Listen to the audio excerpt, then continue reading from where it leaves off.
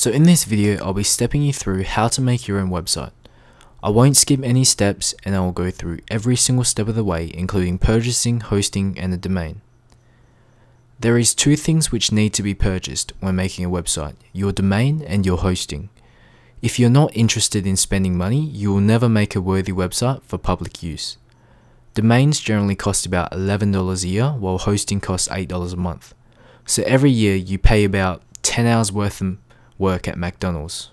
That's how cheap it is to make a website.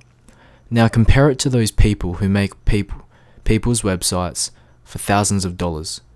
We will be making a website just like that, except for a fraction of the price.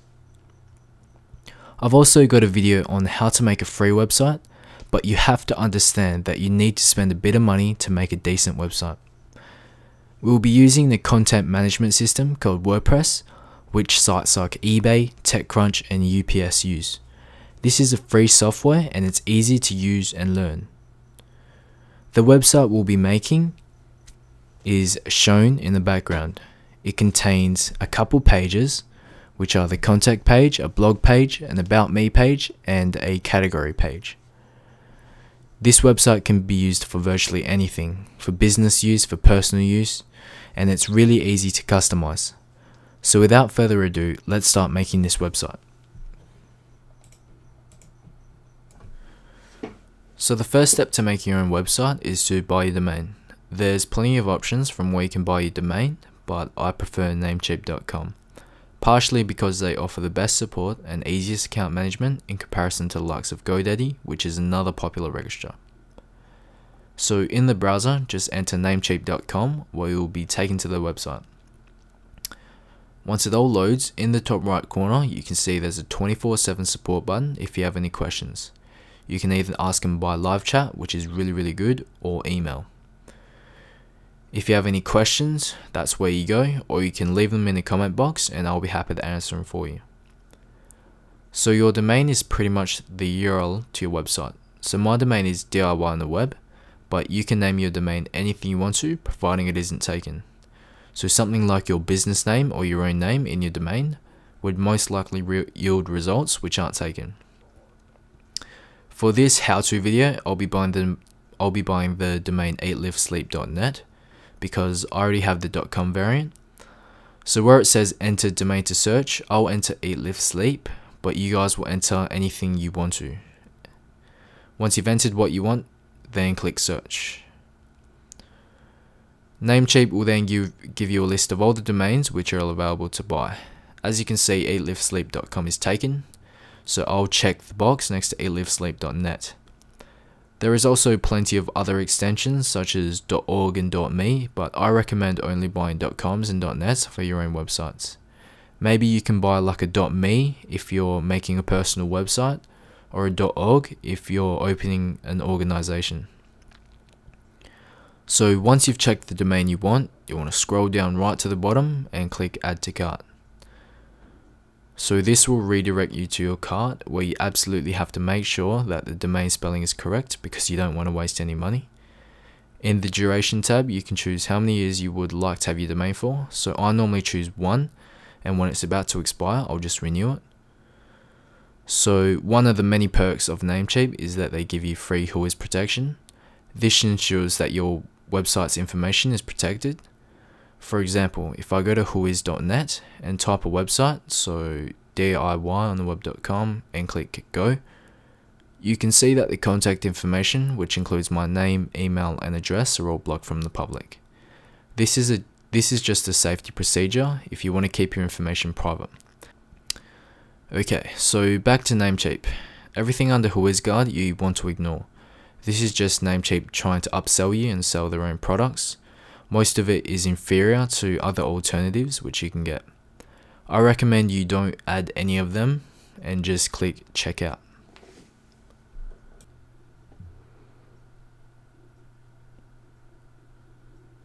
So once you've clicked checkout, it will redirect you to create a new account. I've already got an account, but for the sake of this video, I'll create a new one. So the username, I'll put DIYOnTheWeb, the password, my personal password, first name, last name, and your email. I don't want to subscribe to their newsletter, so I'll uncheck that and click create account. Once that's loaded, you want to enter your contact information, so your street address,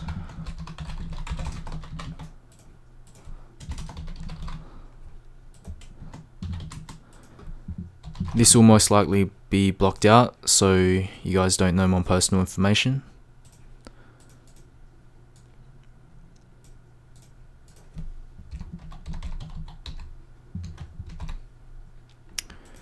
Confirm your email address again.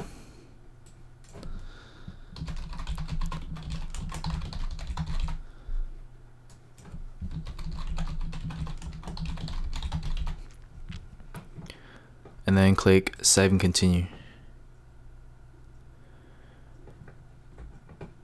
Now you have to fill in your registering contact. So this is what's normally under your whois, but we have whois protection, so it doesn't really matter.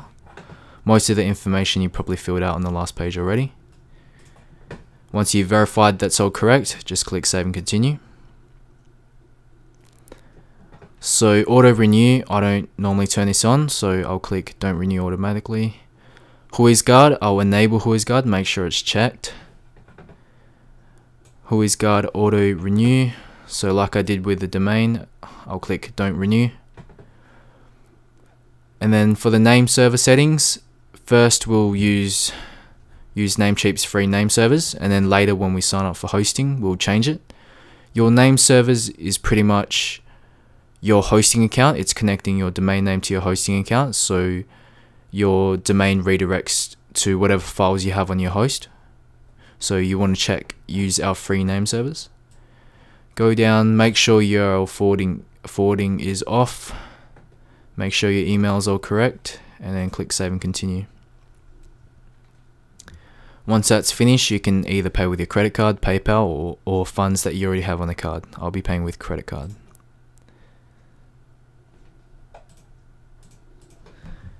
Again, this information will be blocked out just to protect my details, so you guys don't use my money.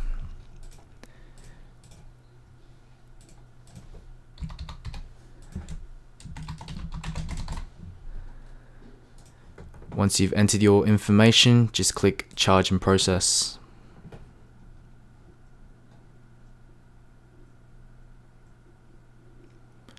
Now your order will be processed. It will only take a couple minutes, probably a minute at most.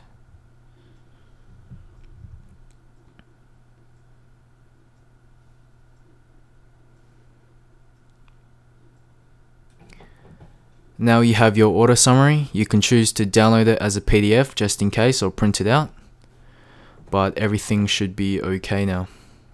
So now to set up the hosting. So I like to use hostgator.com. So in your browser, type hostgator.com. Once you're there, you'll see the website. You can view the web hosting plans. So there's 3 different plans for shared hosting. There's the hatchling plan, baby plan, and business plan. The hatchling plan is the cheapest, but it only lets you use single domains, which means that every time you buy a new website, you'll have to buy a new hosting package, which is why I always use the baby plan, which gives you unlimited domains. So you could buy as many domains as you want and use only that one hosting account. So I'm going to click order now under the baby plan. I'm going to click I already own this domain. And then I'm going to put the domain I signed up for before, so eatliftsleep.net. And then just leave it. And then package type, make sure it's baby. Monthly cycle, you can either choose 1 month, 6 month, 12, 24, or 36. Normally I'd choose a yearly package because they give you a 45-day grace period where you can request a refund if you don't like their services. But for this video, I'll be only choosing 1 month because I probably won't use the website. So username, choose a username, security pin, choose a security pin. Make sure it's 2 to 8 characters long. Then you want to enter your billing information like you did when buying your domain.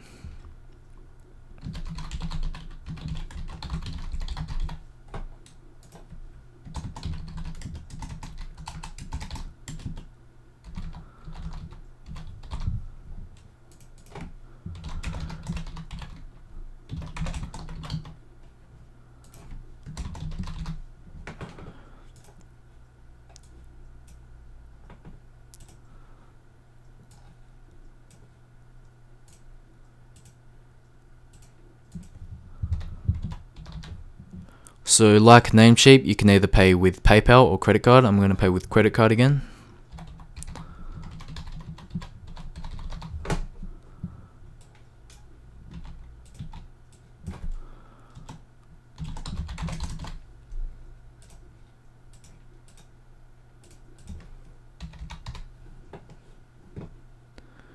So then you want to scroll down again, hosting add-ons, make sure you uncheck everything because they're all pretty much useless.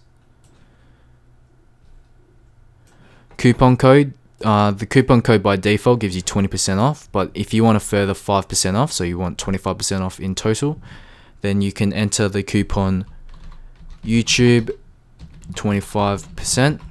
This also gives me a little bonus every time you use this coupon. So it's a win-win situation. You get 5% off more and I get something out of it. So verify everything's correct. So if you chose a 1 month or 6 month cycle, make sure your coupon credit is correct. It's 25% off and the coupon is YouTube 25%. Make sure you've got no hosting add-ons and your setup price should be 0. So once you finish that, just click I've read and agreed the terms and conditions and click create account.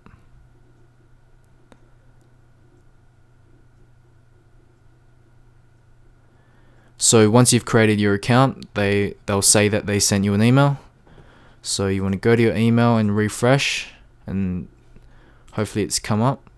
So your email should take 1 or 2 minutes to arrive. So I'll skip the waiting period so that I don't bore you to death. So once your email's arrived, you want to open it up. In here is most of the information you signed up with. You will see a link to your control panel, which you want to open in a new tab.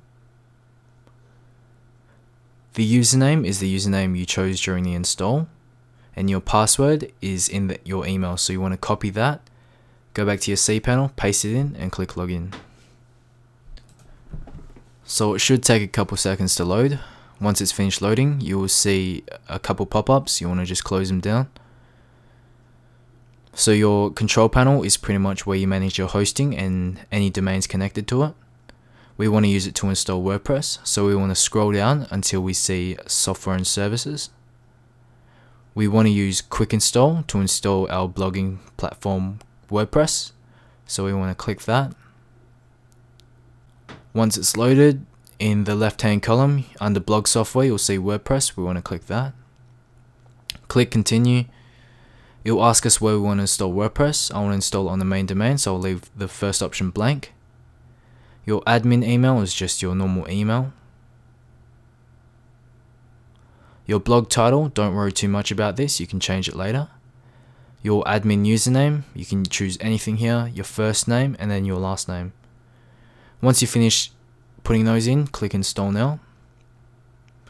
This should only take a couple seconds at most. The reason why I love quick install is because instead of going to wordpress.org, downloading WordPress, uploading it to the server, then installing it, it will do everything for you. So now that it's finished installing WordPress, we want to connect the domain to the hosting. So we can do this by going back to Namecheap, under My Accounts, clicking Manage Domains. Then you'll see a list with your domain in it. You want to click it.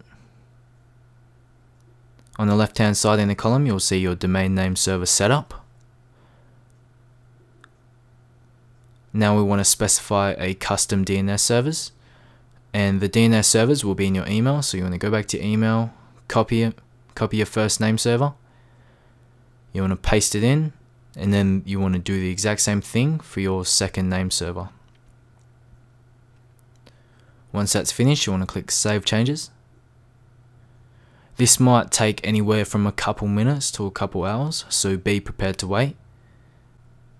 So once it's finished, you want to go back to your quick install, open your admin area. If everything went well, it should log in. Your password, you can copy, paste it in, and then put your username in and click login.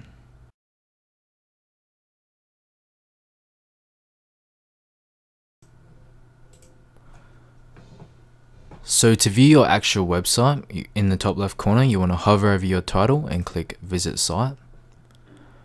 This is what the default site looks like. It has a post, a title, a tagline, a menu, a sidebar with widgets. it's not looking that good at the moment, and so we want to change it up, and that's the first thing we'll do. So we want to hover over the title again and go back to our dashboard. Under appearance is where you can change the widgets, the themes, the menus, the header, anything you want to.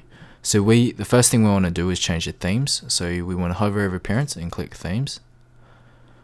So there's two themes installed by default, 2011 and 2012, but neither of them suit our needs.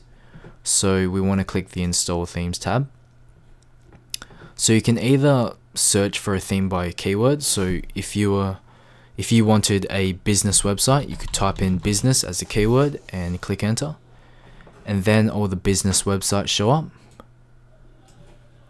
So if we go back to the search option, there's also a filter. So if you don't know any keywords, you can click what color website you want, how many columns, what the width is, what type of features, and the subject of the theme, and then click find themes.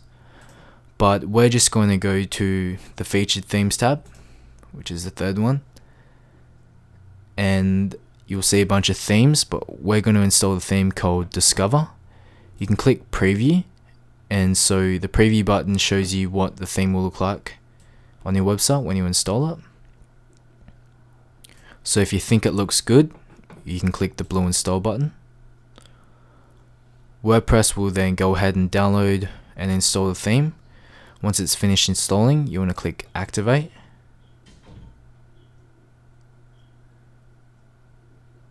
And so now when you hover over your title and view your website again, you can see it's already looking much better. And that's a couple seconds worth of work. That's how powerful WordPress is. So to change things on your website, so if we wanted to change what these 4 boxes look like, we can go back to our theme options. You can get to it by hovering over appearance and clicking theme options. You can see on the first tab is the home page, and it contains all the settings for the boxes. So box 1, box 2, box 3, box 4. These boxes correspond to the 4 boxes on the home page.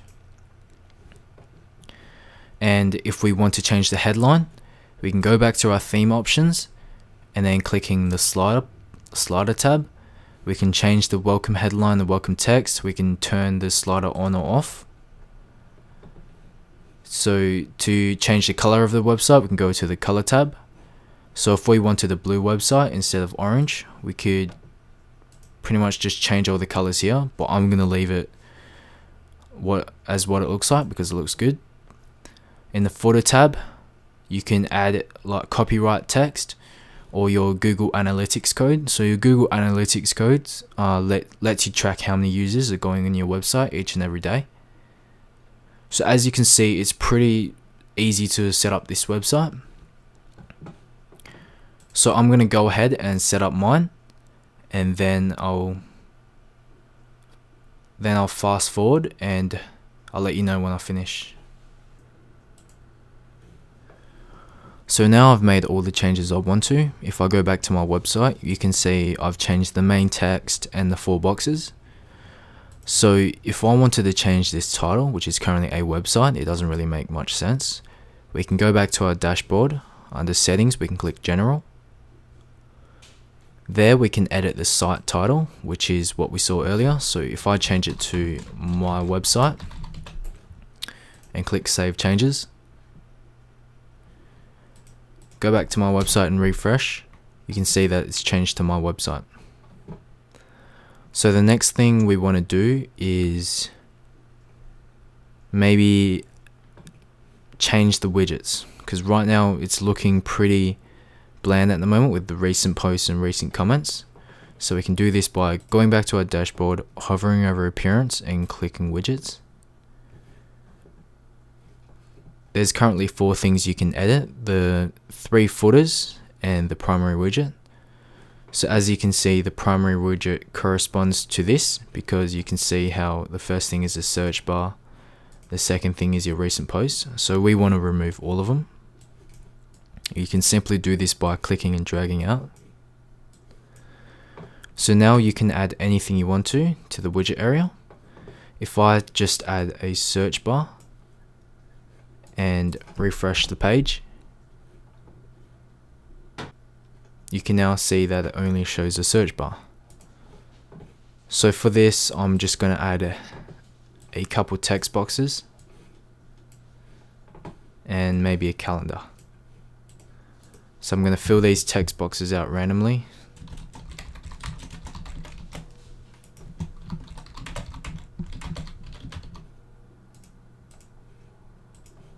Remember to click save.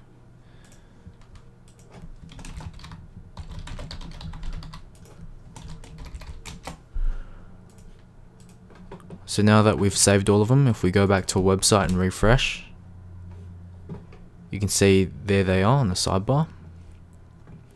And so if we want to get rid of this post now, then we can go back to our dashboard, hover over posts, click all posts, hover over the title of Hello World and click trash. Now we've got no posts. You can see by refreshing the website, you can see that it shows not found error. So we have to add a post. We can do this by clicking add new, entering a title. So this is the first post, and then we can enter our text here. So I'm just going to go to my website and just copy anything, go back to it and paste it in. And then so I might as well show you how to add an image. So you can add an image by going to add media. You can select files on your system, or you can drag it in. So I'm just going to select files.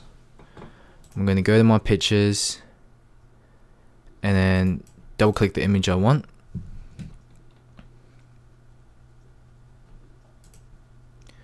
So now WordPress will automatically upload this picture.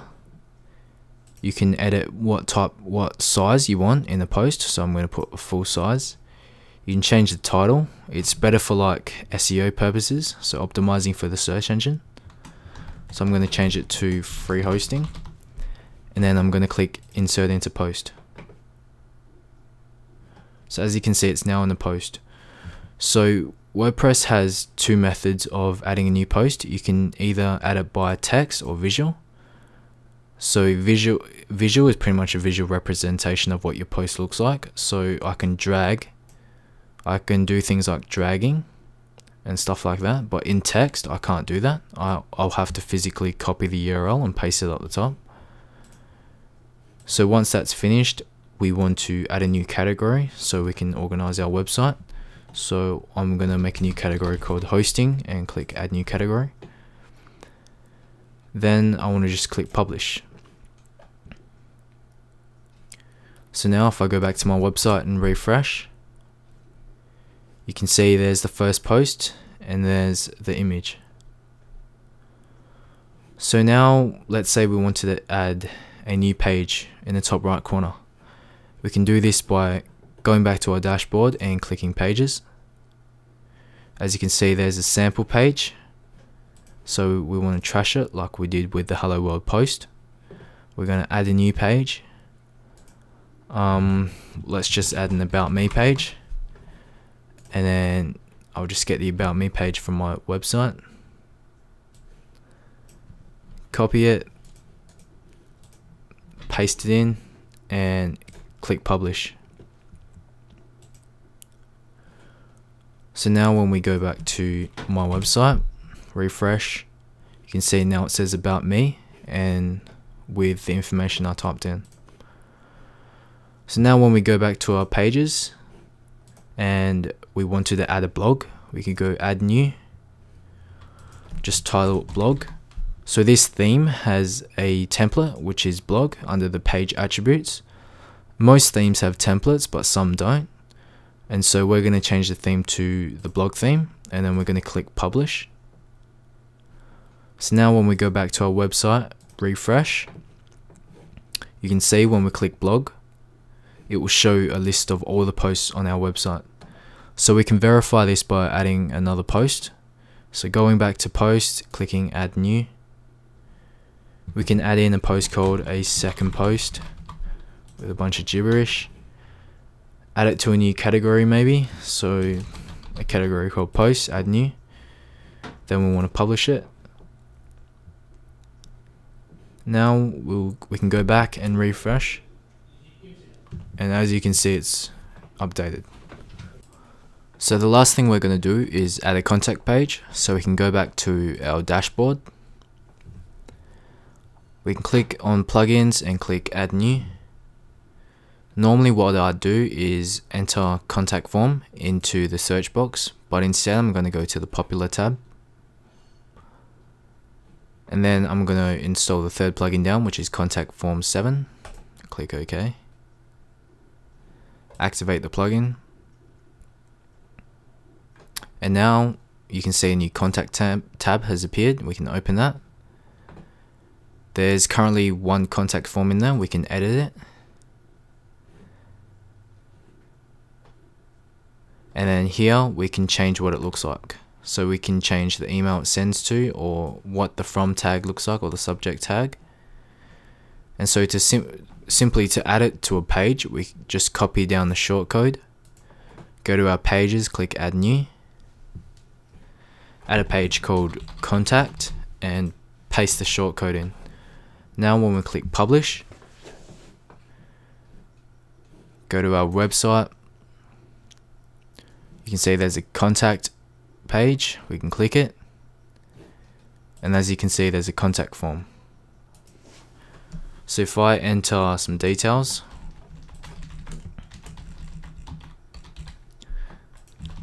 and click send,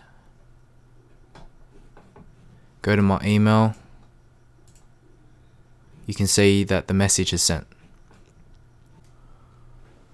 So as an added bonus, I will show you how to remove the blog from under the home page. So right now, if we go back to the home page and we scroll down, you can see how there's a blog on the second half of the page.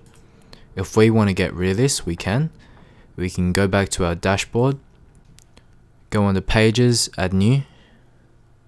We can call this page whatever we want because it doesn't matter. But under page attributes, under the template, instead of blog, we want to choose home. And then we want to publish it.